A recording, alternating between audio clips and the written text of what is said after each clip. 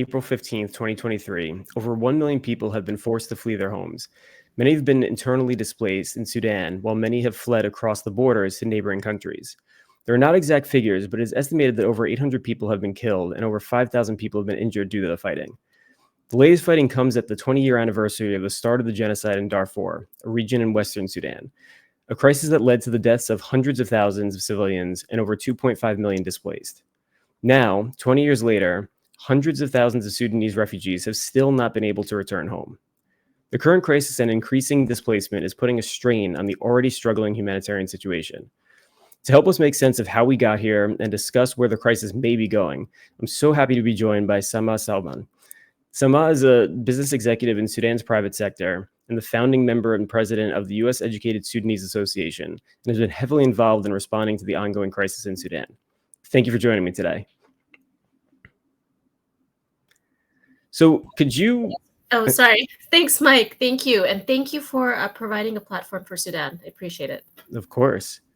So obviously asking you to provide a brief overview is kind of a tough burden, but maybe if you could just give us like the bullet points of what happened since the revolution in 2019 till now. Okay, those are a lot of bullet points, but I will try. So if I can summarize, and maybe we can come back and unpack some of the details later on, but the Sudanese people generated one of the most peaceful and successful revolutions in recent history. And that was the revolution that started in December 2018.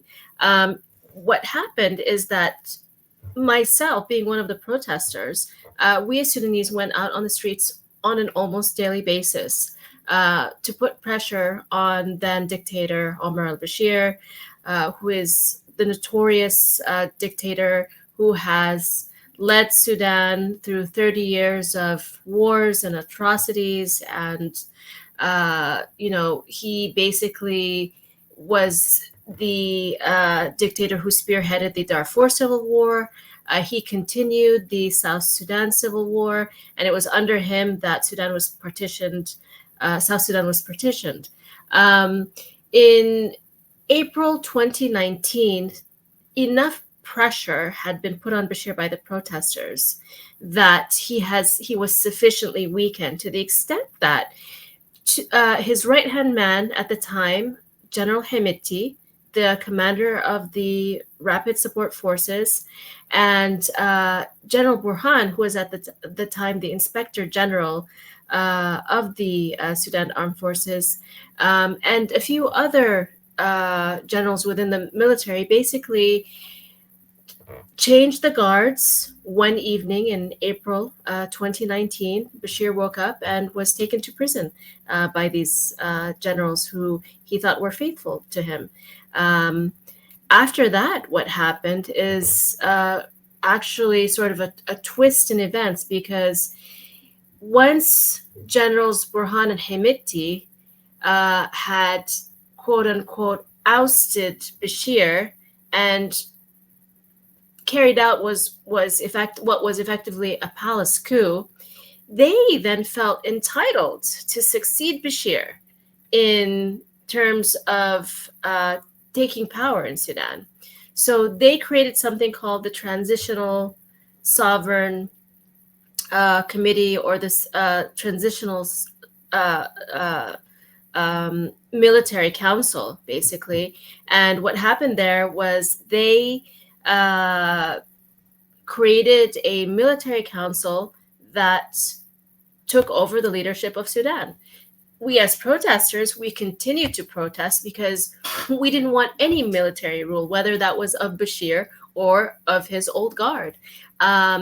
It so happened that a sit-in protest then formed outside of the military headquarters, where you had tens of thousands of Sudanese basically camping out in front of the military headquarters.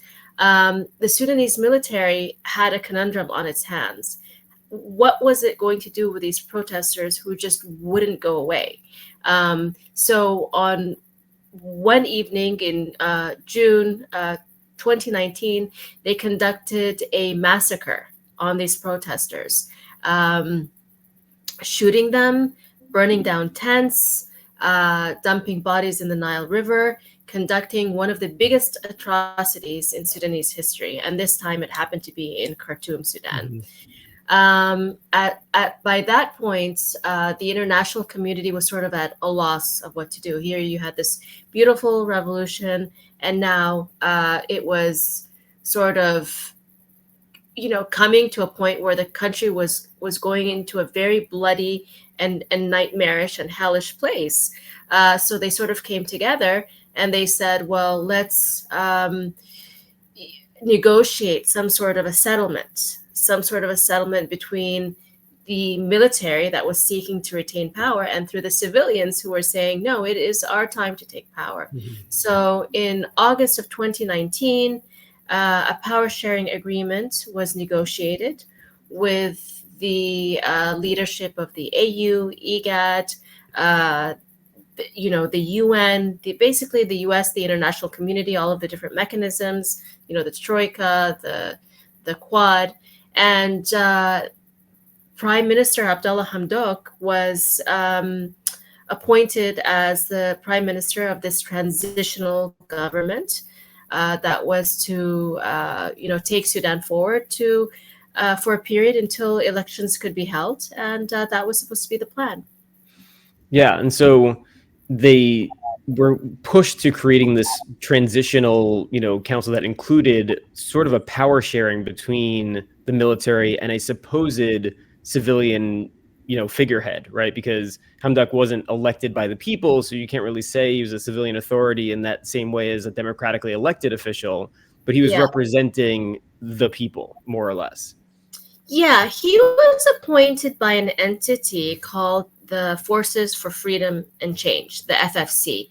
And the FFC was the coalition of political parties, grassroots organizations, civil society organizations, and armed rebel movements that came together and basically said, okay, we represent the people of Sudan, we represent the civilians of Sudan, and we are the body that has the power to appoint the civilian government. So it was that coalition that came together and appointed Hamdok. Mm-hmm. And just to tell people, who a little bit about Hemedi and Burhan, that they don't think that they're, white knights coming to save the day and, toppling a dictator. They have lots of blood on their hands as well, Right. and have a very shady past. So I don't know if you want to highlight any of that before we move on to where Yeah. we are today. Well, I mean, why don't I do? Well, I'll tell you what happens next. Okay, You of sure. course know, and then we can sort of go back and dig into their history. So what happens next? There's another twist in events. There's twists and turns all over the place. So what happens next is we think that, of course, now that we have this transitional government comprised of the Sovereign Council, which is a council that represents the presidency or the head of government, which is a 50-50. It's a council where the military represents 50% of the seats and the civilians represent the 50% of the seats. And General Abdel Fattah al-Burhan, who is the commander of the Sudanese armed forces, is the head of the council. Mm-hmm. So he effectively has the seat of the presidency of Sudan. To balance that out, the Prime Minister Abdullah Hamdok, was appointed by the Forces for Freedom and of Change. So he effectively represents the civilians. And so you have that structure of a government, of a transitional government, that's supposed to be reflective of the power sharing agreement that will take Sudan forward until for the transitional period until elections take place. So what happens next is that the transitional government goes forward for the next 2.5 years. And lo and behold, in October 2021, the generals have decided that enough is enough, and that actually they will carry out a coup d'etat. They do that on October 25th, 2021, and completely unseat Prime Minister Abdullah Hamdok. effectively shifting it to a military autocratic government once again. Mhm. Yeah. And, that, like you said, was just a short period of time between when the initial coup over Bashir happened in 2019 till Yeah. 2021. So there wasn't even enough time to actually get the transitional government off the ground, actually pave a way towards elections and everything else. Um, okay, so they throw Hamdok out, they arrest him and a few others, right? Yeah. And then what? Well, then basically you have a vacuum where Burhan and his vice chair of the Sovereign Council, who is General Hemeti, who is the commander of the Rapid Support Forces, they're now in charge.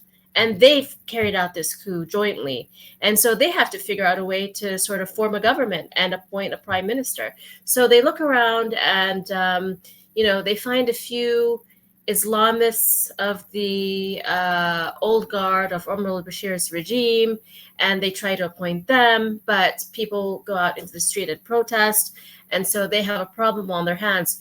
Who can they appoint as prime minister who will be acceptable enough that the people won't go out protesting every day, and at the same time will actually carry out their orders?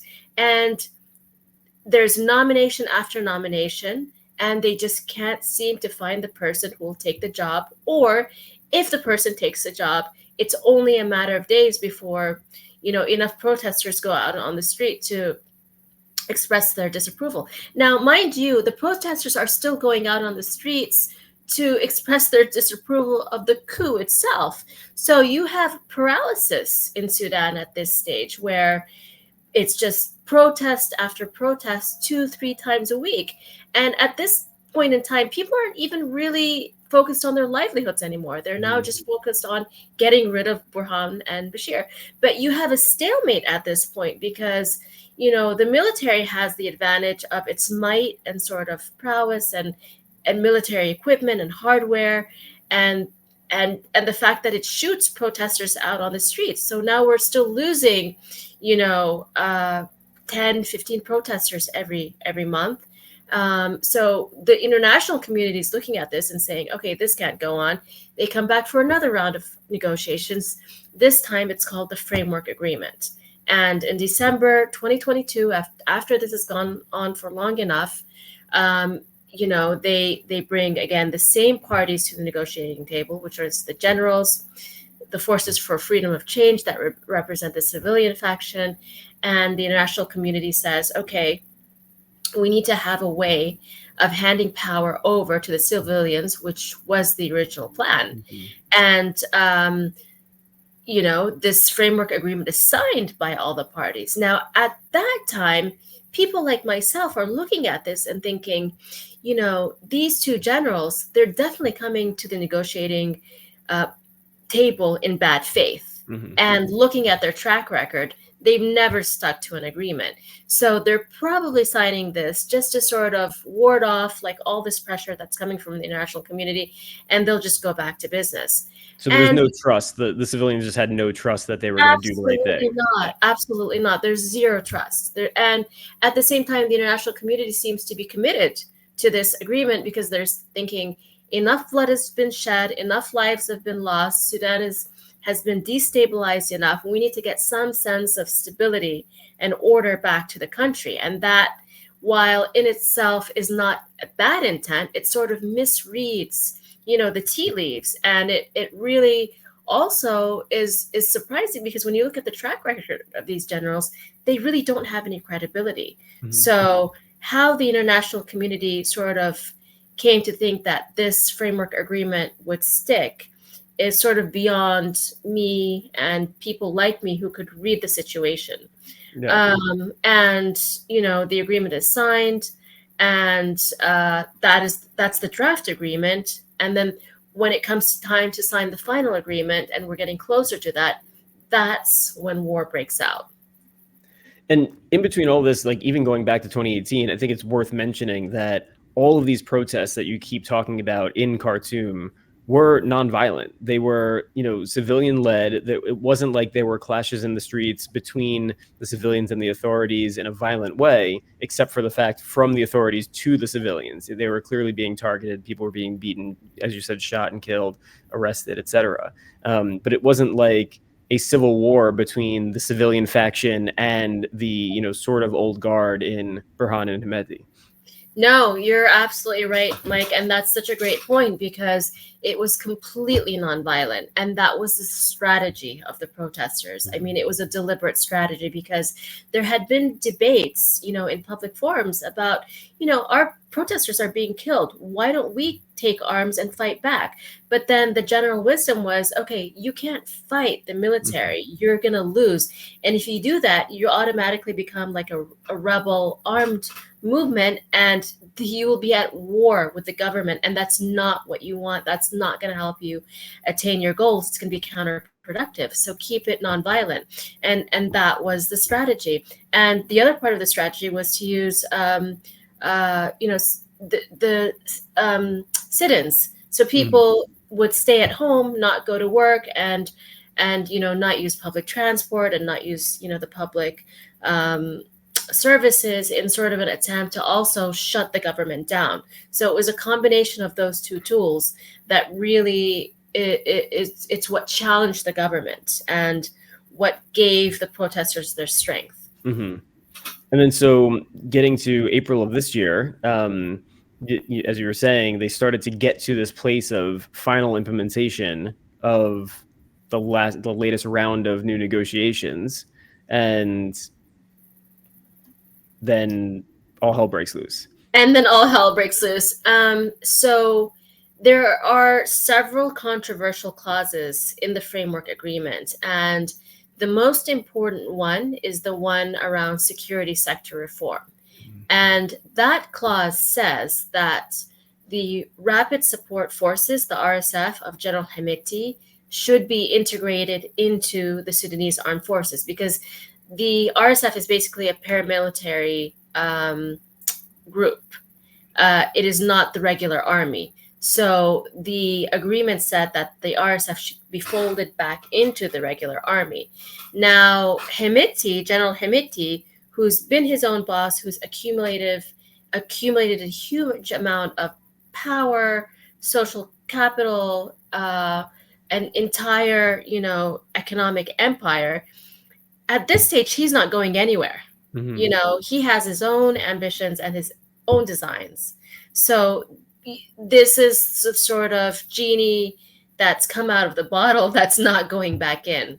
Yeah. And so backing up a little bit to the history, the Janjaweed that many people may remember, who committed a lot of the atrocities in Darfur, became eventually, in some ways, the RSF. And as you were saying, Hemeti and some of his forces, when people hear paramilitary, sometimes you think, like a ragtag group of people that have a few guns and, they're able to cause a little bit of chaos. The RSF is very highly funded, very highly armed, and they're, by many estimates, pretty much on par in strength and power to the official Sudanese armed forces, with the exception of air support, right? The SAF has, attack helicopters and planes and things like that. The RSF, not so much. But otherwise, they have a lot of the same, power and arms that the actual armed forces do. Oh, exactly. That's exactly it. You've hit the nail on the head. And the Janjaweed evolved in a way where they started off as a very small militia led by Hemeti, who was basically a camel trader. And Bashir had tapped him as one of the militia leaders who could help him suppress the quote-unquote rebellion in Darfur in 2003, and that was at the start of the Darfur Civil War. And so basically what was happening is that you had, marginalized groups, marginalized Sudanese in Darfur, Sudan, who were basically taking up arms against the government, and al-Bashir thought, I'm going to suppress them, I'm going to clamp down on them, and that'll be the end of that. Well, he sent the Sudanese armed forces, and unfortunately, they were not as familiar with the terrain in Darfur and were unable to really, deal with deal with this rebellion. So Bashir started to hire out militias familiar with the Darfur and who came from Darfur tribes. And so Hemeti was one of them. Now, Hemeti was so skilled and so good at doing what he did that he eventually rose to the ranks. Bashir became enamored with him, gave him sort of blank check facilities, power, just as long as he was doing his job. Mm-hmm. And that continued for a couple of years. And Hemeti continued to build up his forces until he had 20,000 and then 30,000 men. And at that point, Bashir was also thinking, Sudan is a country of coups. I came into power through a coup. He also started to feel a little bit threatened by, some of his generals feeling a little bit insecure. So Hemeti became his private army. And this is where, this Frankenstein, this sort of monster is born. It's a creation of Omar al-Bashir. Mm-hmm. And in 2015, Omar al-Bashir actually puts into law a law that says that the Janjaweed has now officially become something called the RSF, the Rapid Support Forces. So he formalizes them. So they're no longer this ragtag sort of paramilitary, and they report directly into him. They don't report into the Sudanese armed forces. And so it's at this stage that they become a legitimate entity. And it's after Bashir is ousted from power that there's a series of events where they continue to gain political capital and financial resources that we can get into as well to sort of explain how they grow so big. Mm-hmm.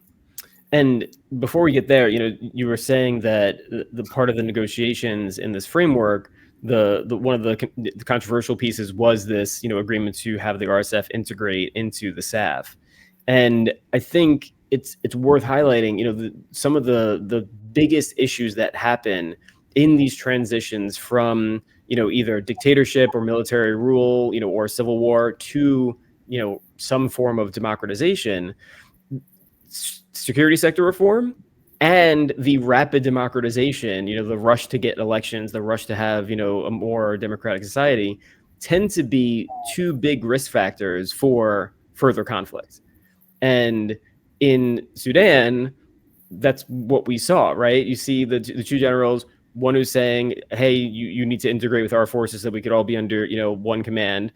The other is saying, not so fast. We need more time. We want a few more years because Hemeti, as you said, is making money. He doesn't, he has power. He doesn't want us to come to somebody else's leadership. And really, neither man wants to allow for civilian control because then they have a boss again and they want to be their own boss. And so also, as you said, the country has, there's been elections in Sudan, but the country really hasn't had free and fair elections for 30 plus years because Bashir was in power and before Bashir. So this idea of, okay, we have this sort of coup, we have another coup, but these same generals are in charge. The civilian authorities are trying to push back and say that they want civilian control. The reality to your question earlier of why did the international community put faith in, Burhan and Hemeti, it's this unfortunate reality of the men with the guns get to call the shots. And that's, unfortunately one of those stories that plays out in far too many places where it's just the unfortunate reality where they're able to control the narrative to some degree because, as they did in April 2019, they can pull the entire country into war. Absolutely, 100%.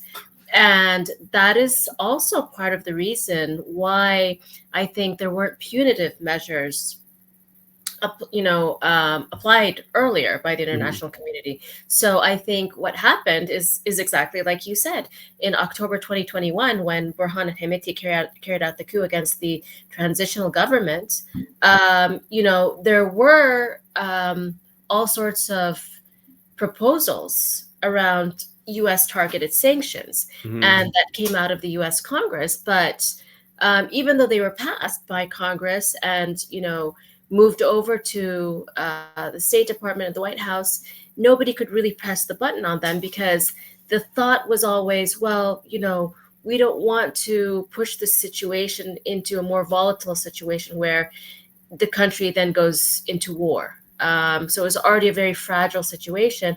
And I think members of the international community were looking at it and thinking, let's try for stability as opposed to pushing too hard for a democratic transition that might actually end up in war. But this is actually where we do end up. Yeah. And I think it's worth noting, back in 2018 and early 2019, some of the conversations that were happening here in DC amongst the, folks in the policy community within the US government were looking at the protests in Sudan, which, originally, at least the narrative is that they started over, protests over the price of bread and increasing inflation and things like that, as, oh, this is going to be short-lived, and we can't really support it. We support the people, but we can't really push too hard because Bashir, as bad as he is a stabilizing force in the region. And this perpetuating narrative of the big men that maybe do terrible things are possibly better than if there's a power vacuum and a war. It's this ongoing debate, and you don't really have a great answer for it. Although I personally don't think anytime we should be supporting genocidaires anywhere, regardless of whom they are. But that kind of led to, as you were saying, this like paralysis over actions early on and then even after. And so now we get to a point where just recently the two sides were brought to Jeddah for talks, in hopes that they could come to a ceasefire. And nobody was looking at a cessation of hostilities agreement. Nobody was looking at a permanent ceasefire. It was always the conversation about a temporary ceasefire, just to be able to bring some humanitarian aid to some of the most desperate people inside of Khartoum and elsewhere. And the lead up to the first ceasefire, there was constant fighting on both sides. The ceasefire had initial breaks where it was the funniest thing seeing all these messages online of, it's an imperfect ceasefire, which means it's not a ceasefire if people are still fighting. Yeah. And then now, just this week, we hear that the SAF is fully left Jeddah. They're done with the talks. It's over. So even the very little bit that we saw come out of that as a positive, and that some humanitarian aid was able to get through, now it's over. And frankly, this is the situation that I'm in. I don't know what comes next, and so I'm curious what your thoughts are. No one knows what comes next, but what we've also seen just this morning is the U.S. government press the button on the targeted sanctions and sanction 4 entities, 2 on the side of the Sudanese armed forces and 2 on the side of the RSF.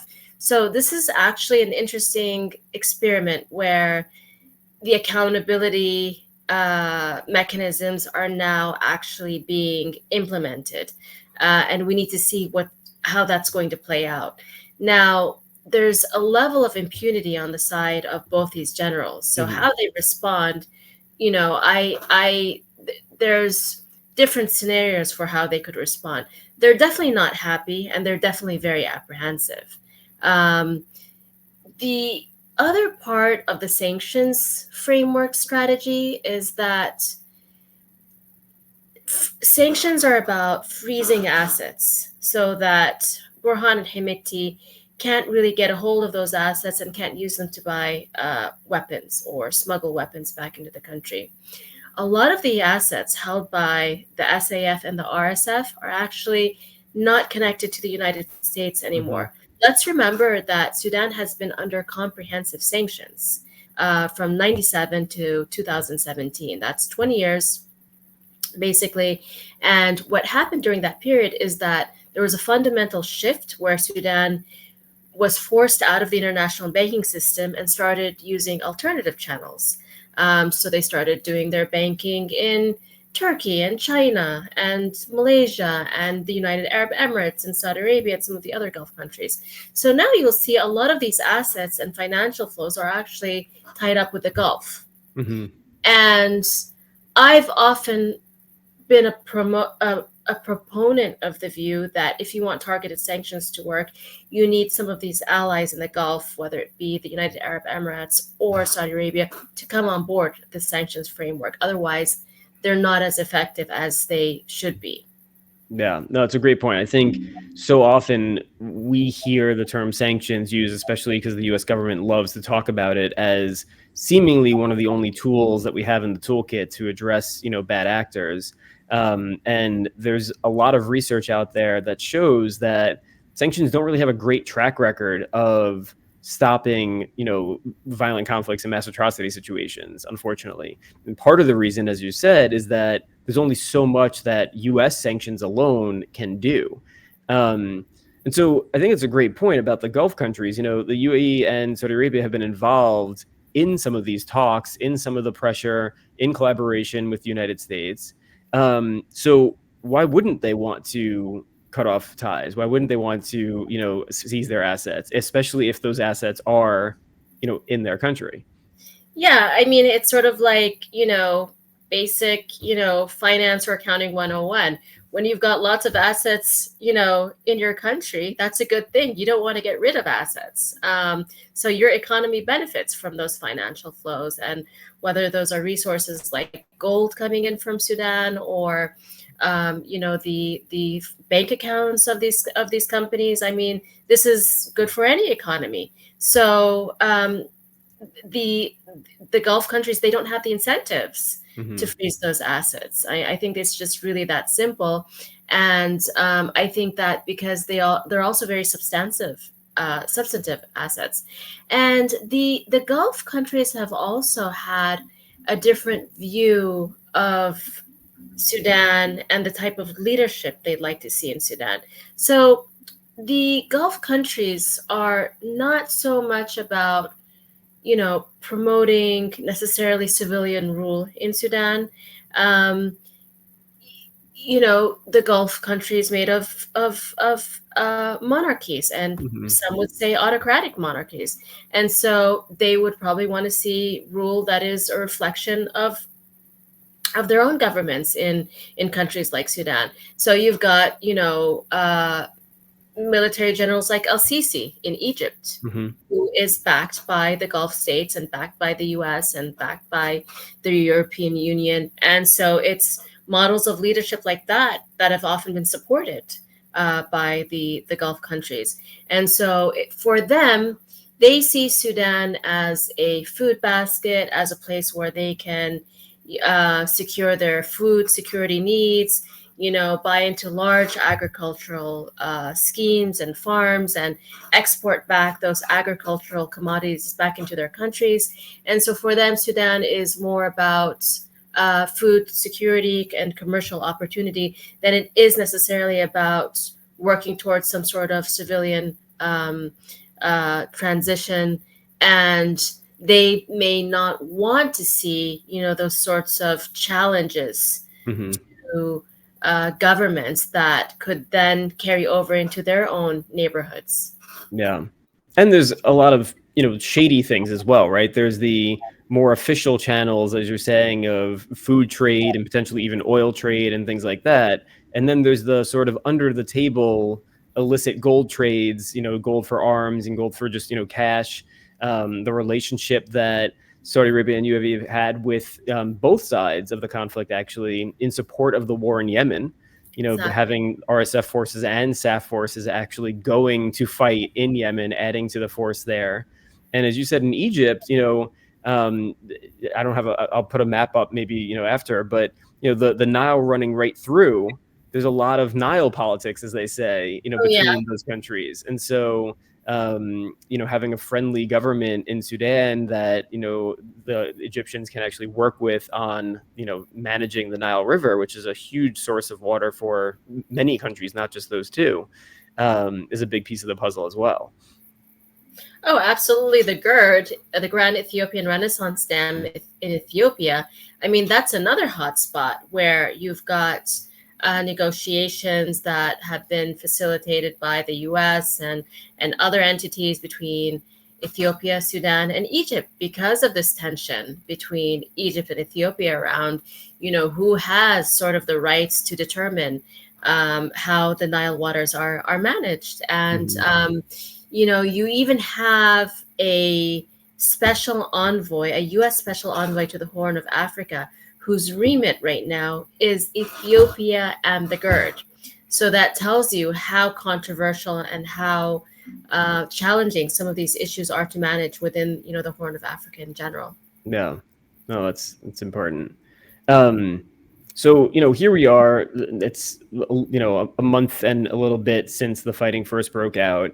Um, it seems as though the worst of the fighting, was towards the beginning. And even though the ceasefire has broken down, there hasn't been it's hard to put a name to this, but I don't want to say it's broken down into full scale civil war. Not yet, at least. It's bad. It's been very bad. There's lots of displacement. There's, as we talked about before, hundreds of people have been killed, many injured. But it doesn't seem like either side is willing to yet go to the level of full scale war. And I'm just curious, you know, where do you think things are going to happen? Because this is the challenge that we have when you have the big men with guns. If they don't think that this can get negotiated out in any way, not just, in Jeddah with these ceasefire talks, but in any way possible, then they're going to fight it out. And at the end of the day, the civilians in the middle are the ones who are going to pay the price. Well, that's a really important point, because about 4 days ago, General Burhan of the Sudanese Armed Forces actually called on retired generals and retired military men, and called on the general population to take arms in support of the Sudanese Armed Forces. And that's really dangerous, because what he's saying is that this has now become, this is a war that is not just about the security forces, but he's calling on the general population to become a part of the war. And Hemeti, at the same time, he's been known to recruit out of the entire Sahel region. So while he is from Darfur, and he actually originates from Chad. So Hemeti was born in Chad and came at a very young age to Darfur. That the way that is looked at, there are a lot of common tribes between West Sudan and Chad. So you have sort of these extended families and extended tribes overlapping between Sudan and Chad.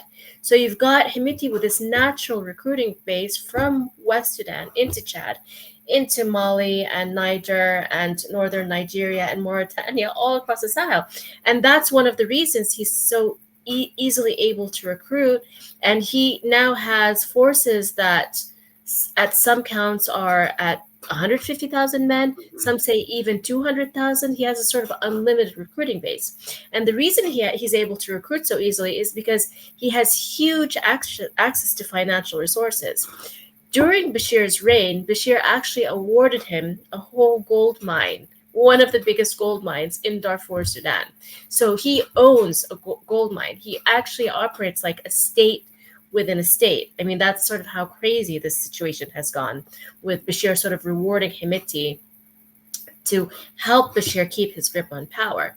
So Hemeti becomes like Bashir's, sort of right-hand man over time. Yeah. And given the recruiting base, from Hemeti and the ability for Burhan, because it's not like Burhan doesn't have access to resources as well. That's what's, kind of terrifying, is that we could see this becoming a multi-year, potentially multi-decade protracted conflict where neither side is able to fully win. And there's ongoing violence, maybe fits and spurts of, high level, low level violence. But in the meantime, the challenge that you have is you have a failed state that isn't able to provide basic, human needs for the people. And all too often, and I talk about this with the students in my classes, you have this very tough challenge where these crises that are able to become protracted while the supposed leaders of a country don't care about their people, the international community and the humanitarian community ends up footing the bill for basic needs: water, food, wash, healthcare, etc. And it's not just international big donors like USAID or like DFID. It's also Sudanese and diaspora that are helping to send money back home to ensure that there's stocks in the hospitals and things like that. But all the while, it allows the leaders to say, oh, well, we don't have to worry about this stuff because everybody else is going to pay for it. We could just buy more guns. Yeah. And so it's a really horrible position. And like, I can't remember a time when the international community has made the decision to just like walk away and be like, all right, well, you know what, let's just let them fight it out. But there are some who argue like that's the only way something like this actually comes to an end, is if one side just beats the other. Yeah, I mean, the complicating factor in this is, though, there's a third party to this war, which is sort of like an invisible party that's stirring the pot, which is there's an Islamist militia that is called, it's basically, they're the relics, they're the remnants of the NCP, which is the National Congress Party of Omar al-Bashir. And when the transitional government took over and Bashir was jailed, so remember, back to April 2019, there's a palace coup where Burhan Hemeti, changed the palace guards and take Omar al-Bashir away to prison, and they take some of his cronies with them to prison as well, and some of Bashir's brothers, flee to Turkey. And Salah Ghosh, who is the former chief of National Intelligence and Security Services, he flees to Egypt. And so you have some of Bashir's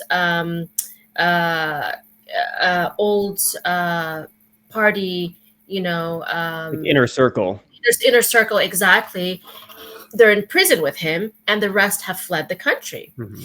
So what's happened is that they had their own militias. They had their own Islamist militant army, and that army had always been sort of a reserve army when they thought they would need it.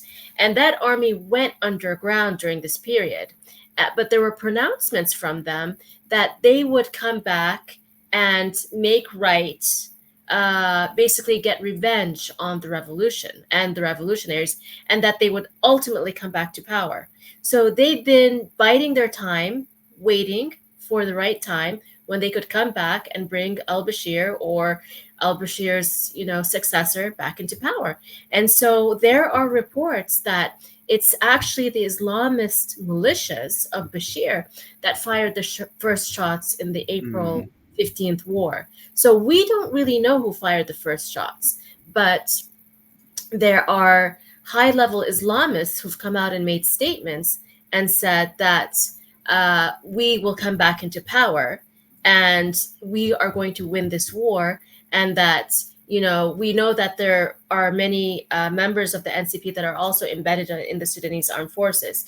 So there's an extent to where General Burhan has control of his army, but he doesn't necessarily have control of these Islamist rogue militias that are fighting on his side, which is, another layer of chaos to add on to this. Yeah, it's such a mess. And in so many ways, the fact that it seems as though out of all those different groups that are, willing to, fight to the death for control of Sudan, they're doing it for greed and power, right? Like, it's not as if one of these groups has the best interest of the Sudanese people at heart. Oh, it's all about power. It's all about power and political control. And if you go back to Sudan's history, just for context, Sudan gained independence from the British in 1956. So Sudan's been independent for 67 years. 53 of those years have been ruled by autocrats or dictators, and that has been a combination of you have a military general who takes power, and he is backed by one of the political parties. And so it's been coup after coup after coup, interspersed by periods of, revolution and civilian transitional governments, and then you get a coup d'etat again. Sudan actually has the highest number of military coups in Africa and in the world. Wow. It's had 18 attempted coups, and 12 of them have actually succeeded. So Sudan is a master of military coups. Mm-hmm. That's how we transition power in Sudan. It's via military coups. And so you have this politicized, military that for them, it's etched in their minds that they are the ones who are supposed to succeed in terms of succeeding Omar al-Bashir. So it's actually the revolutionaries who are fighting in the uphill battle. Mhm. But there, it's for them, it's sort of the default button that there's going to be another military ruler. So who is it going to be? Is it going to be Burhan, or is it going to be Hemeti? And this is the first time that the coups haven't come from within the military, where you have a paramilitary leader or a private army general like Hemeti come from outside of the military establishment and challenge power. That's unusual in Yeah. Sudan. And so, how do you see this ending? Like, if we future cast, into a few weeks, months, sadly, potentially years from now, does the international community just decide to pick a side and prop up one over the other? Does one side fight each other and they win? Because, so often we try to talk about, civilian transition, democratization, all of these things, which in theory are great, but when push comes to shove in the real world, that it's not so simple, and it doesn't just happen overnight. You can't go from, as you said, 30 plus years of dictatorship under one man, and then other dictators before that, straight to democracy and expect that to just work. So yeah, I'm just curious what you think happens next. Yeah, so it's really tough because there are also so many international and regional actors that have a stake in what happens in Sudan. And so when you look at the neighboring countries, they have their own incentives and motives. When you look at And countries problems. and problems, exactly. And when you look at countries like Russia, I mean, they're intervening. There's a whole list of countries that are also interfering in the war in Sudan. When you look at who is backing who, you'll see also that the way that Hemeti continued to build up his power. So after Bashir, was ousted, Hemeti. I'm sorry, before Bashir was ousted, there was a period where Hemeti was actually contracted out by the European Union to patrol the borders and close them off from migrants. Mm-hmm. And that was a deal that paid Hemeti hundreds of millions. When it was brought to light by the international media, it was a huge embarrassment to the European Union. And, that ended quickly once it was exposed. And so he was given credibility at a certain point by the European Union. He was then hired by the Saudis and the Emiratis to help fight the war in Yemen. So they hired his men and his troops and his child soldiers to fight at the front lines of the war in Yemen. He made billions of dollars there. More recently, he has deals with the Russian Wagner Group, where the Wagner Group has stakes in gold mines in Darfur, and they smuggle gold out through Dubai onto planes to Russia.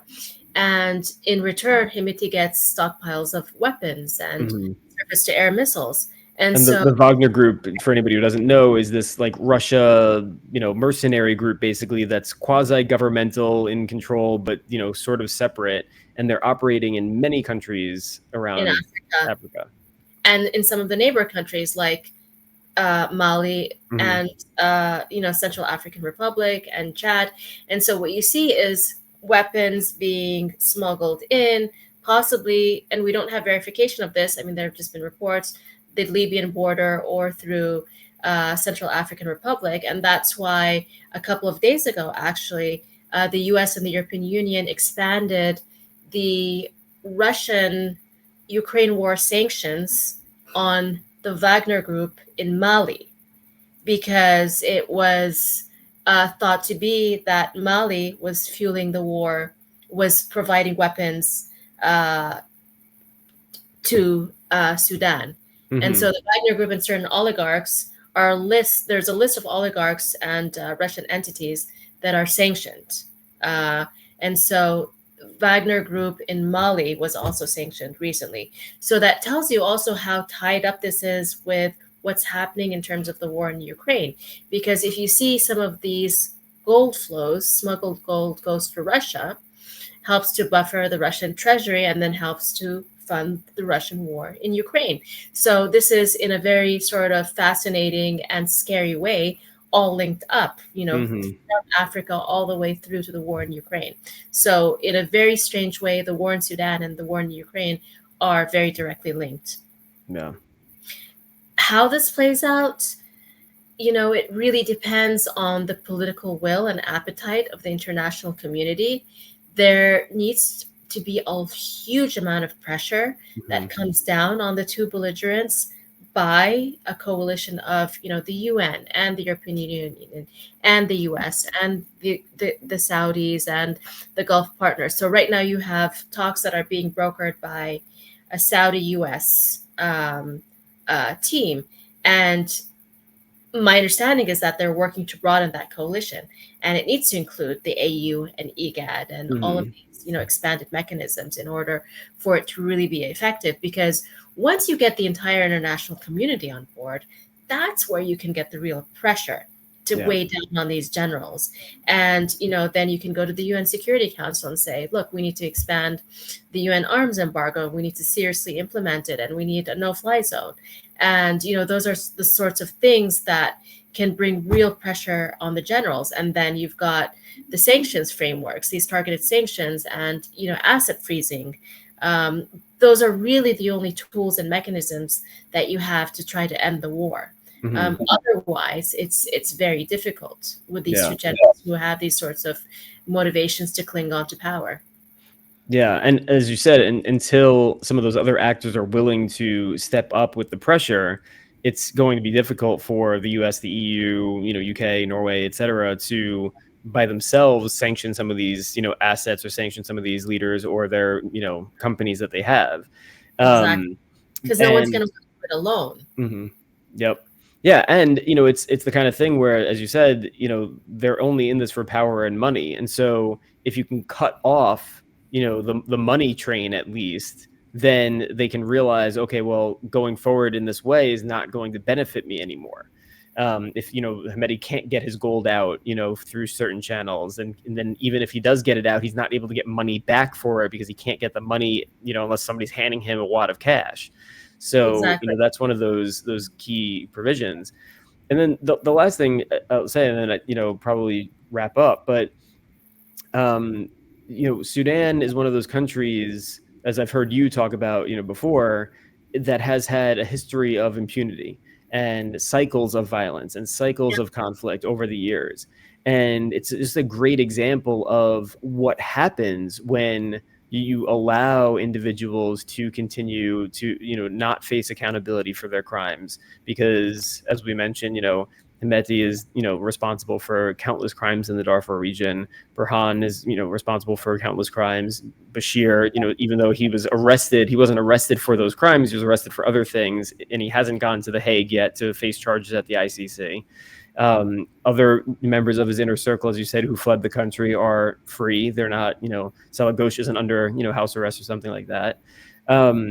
And so I think that's one of those things that if we can get to a place where the fighting does stop and we can get to some kind of a transition, this also is one of those challenges where you do need accountability for the violence and the crimes that have happened. However, you also need the violence and the crimes that are happening right now to stop. And so it's difficult to try to say to these guys, hey, as soon as the violence stops, we're going to arrest you and charge you. Exactly. And you've hit the nail right on the head. And that's why some of these strategies, tactically, they become really complicated. Because, if you listen to some of the folks over at the US Department of State, for example, they know that, they've got targeted sanctions in their toolbox, or at the European Union, or at the UN.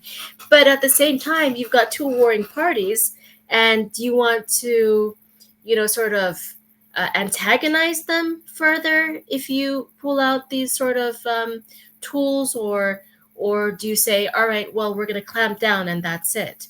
So it's a very delicate balancing act. It's not as easy as it might look on paper. Yeah. Well, thank you so much for talking with me today. Unfortunately, as with so many of these situations, no easy answers, because if there were, somebody would have come up with them.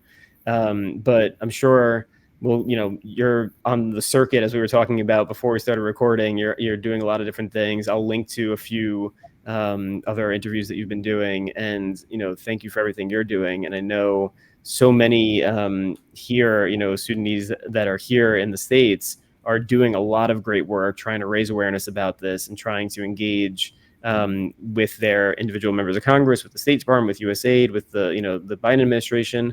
And I think early on in this conflict, there was some coverage of what was going on in Sudan, and a lot of it was focused on getting Americans out. And now that's kind of died down. And I just think it's so important that we keep Sudan in front of mind for the media, for the administration, for members of Congress, because the problems aren't going to go away, and we need to be paying attention to what's happening. No, thank you, Mike, and thank you so much for giving Sudan a platform. Like you said, the media attention goes in waves, and it's up and down, and it's so important to keep Sudan, front and center. So I really appreciate the fact that you've made this time and to speak to me. Thank you.